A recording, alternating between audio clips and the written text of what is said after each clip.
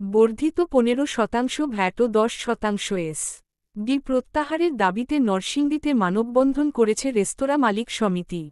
দেশব্যাপী কর্মসূচির অংশ হিসেবে বৃহস্পতিবার 16 জানুয়ারি বেলা 11টায় নরসিংদী প্রেসক্লাবের সামনে এই মানববন্ধন করা হয়।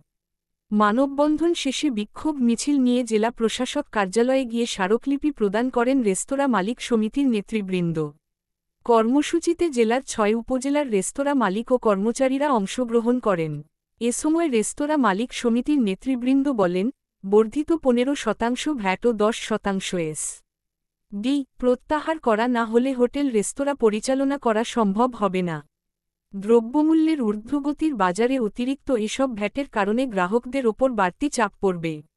এছাড়া রেস্তোরাঁ পরিচালনা করতে গিয়ে ভ্যাট, ট্যাক্স, বিএসটিআই এর অনুমোদন, কলকারখানা লাইসেন্স সহ বিভিন্ন দপ্তরের লাইসেন্স নিতে গিয়ে বাড়তি ভোগান্তিতে পড়তে হয়।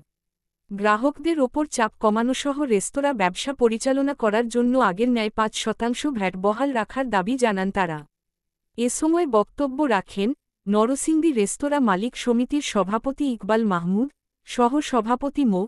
নাসির উদ্দিন মোল্লা, আলহাজ জয়নাল আবেদিন, সাধারণ সম্পাদক মলয় কুমার বর্মন, সাংগঠনিক সম্পাদক মো. মোস্তফা মিয়া, প্রচার সম্পাদক কামরুজ্জামান সরকার, নাসির আহমেদ রিগান প্রমুখ।